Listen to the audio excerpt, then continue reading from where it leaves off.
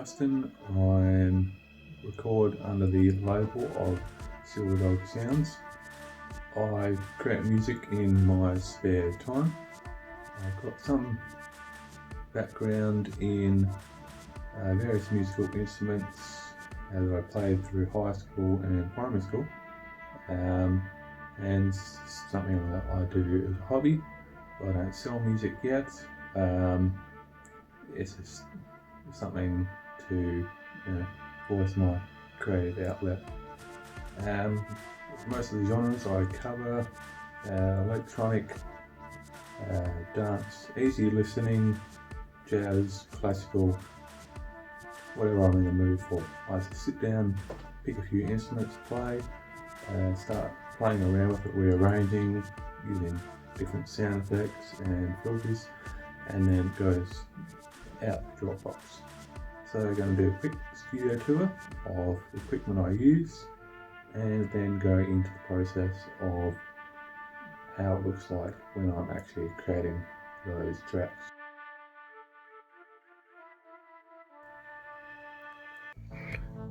Down here we have my control surface, the M-Audio Accent Pro 49. Very nice keyboard to use. The keys themselves are weighted. It's got a nice spring to them, so it actually feels like a grand piano keyboard. Up here we've got the sliders to change track volume or the effects on the instruments, and these dials and knobs here can be used to do the same. We've got the drum pads here, which is really nice, easy way to make some nice drums effect. Got some nice feel to them as well. And we have the transport controls down here for turning your loops on and off. You rewind and fast forward, and you record, stop and play. Which is much easier using these when my hands are already here than coming down here and using my keyboard or my mouse to play and stop. The other piece of equipment I've got is the Behringer BCF 1200. This is a control surface and acts much like the on-screen mixer here. It's got motorized faders, you can see here. So I can use this section up here to control the volume, effects levels on all the instruments, like I have here. So the software I use is Reason 10, and it acts like a physical recording studio. So here on the left we have a mixer setup. You've got your track volumes down the bottom, dry. I sometimes adjust just to drop the volume of some tracks, and I've got a section up here where I can route all the different tracks to the effects we have here. So up the top I've got a reverb. This one down here changes the sound, so I can have like a tape or hi-fi effect or vinyl. And the one down the bottom is a nice echo track. So with the reverb and the echo, gives you a nice sound to pianos and other instruments. On the right hand screen here is where I actually do the recording. So you can see here, got lots of different instruments and my different tracks here. So I usually record different instruments on all the tracks here, and you can actually see when I do that, that changes the BCF 1200, which can get quite rattly and annoying. So what I usually do for my tracks is, you can see these are broken up into segments. I record a little segment, set my, it's just telling me I've turned off control surface, and I can set up these little segments here, record them and play them, and then do a different track. And these two, you can see, look very similar, actually the same one. So what I've done here is just record a bass track for the keys, and then all I do is just grab that, duplicate it, grab it, and I can drop it down there. So I can actually go into the track itself and I can change notes or delete them entirely, which is very handy if I'm recording something and might hit a wrong note. I can go in there and actually change those notes. And these are the tracks. So you can see I've got a nice long track here and a few shorter tracks here. So I usually break my music up into sections. So here we've got the intro, and then I've got my main, and then I'll probably go back and might add a different ending. Once I'm happy with all my setup here and how it sounds, it all gets exported, and I export it as an audio file, and that goes through to be put on Dropbox.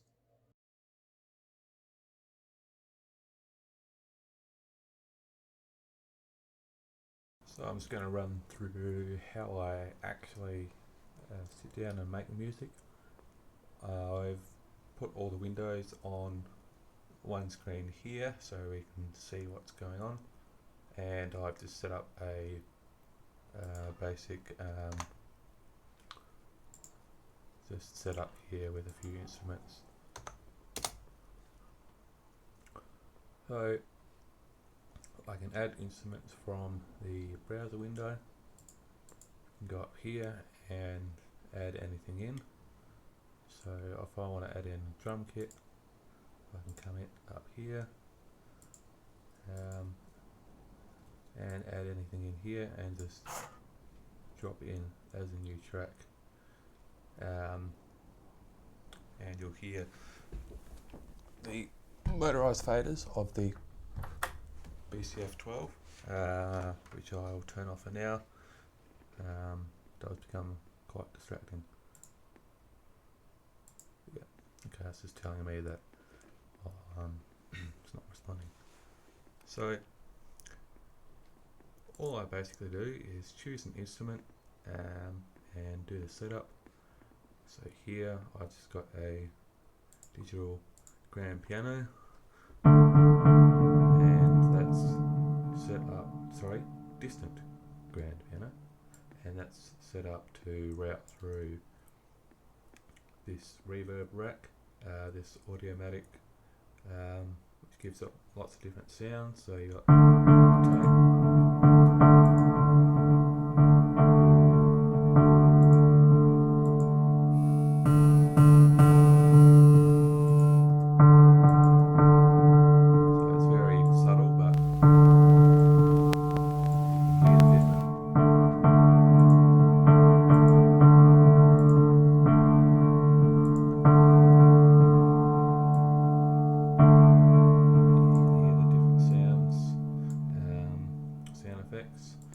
very subtle, and down here we've got the echo, so I can set up that with more echo if I want.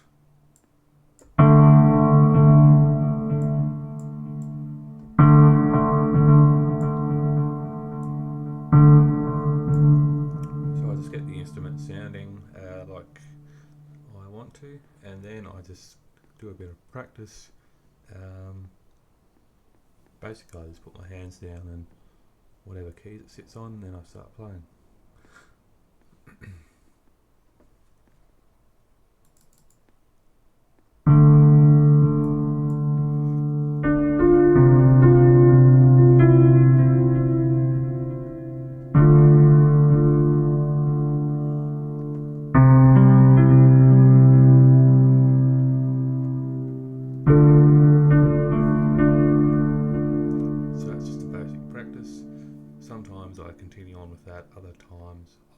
might actually just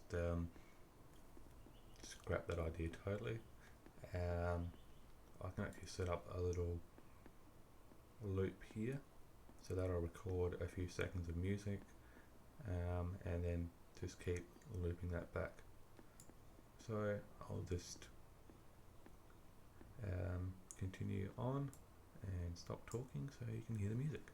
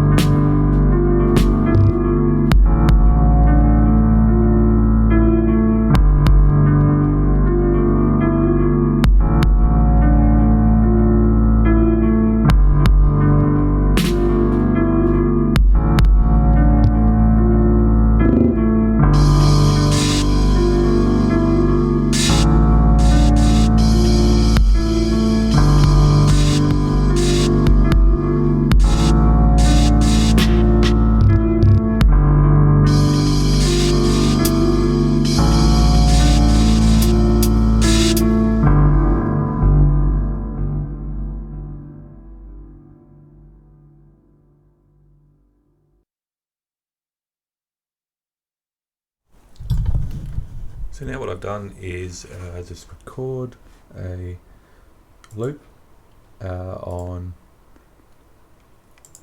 the different keys here. You can see what it looks like, and once I'm happy with a sample of the loop, depending on what kind of sound I'm going for, I grab the different samples here. I can just duplicate those and then what I want to do next is record in some drums.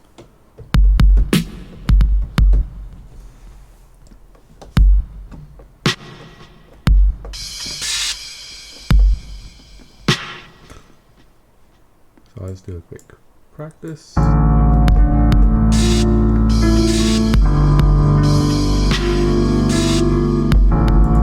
Sounds pretty good. And then I go in and record the actual piece.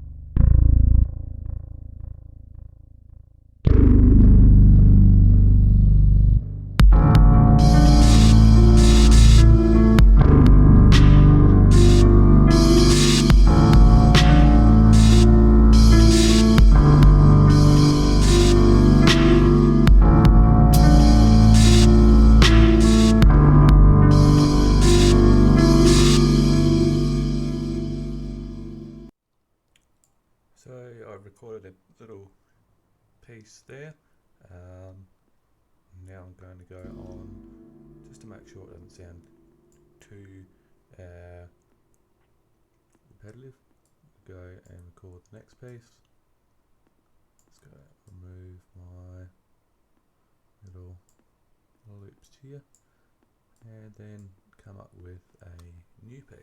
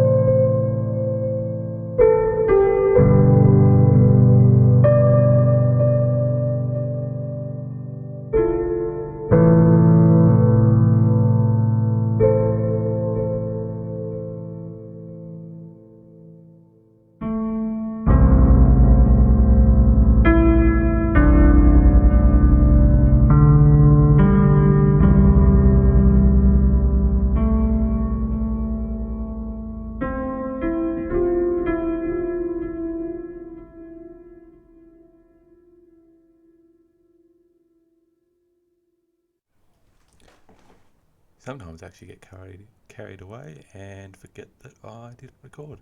So I'll do that now.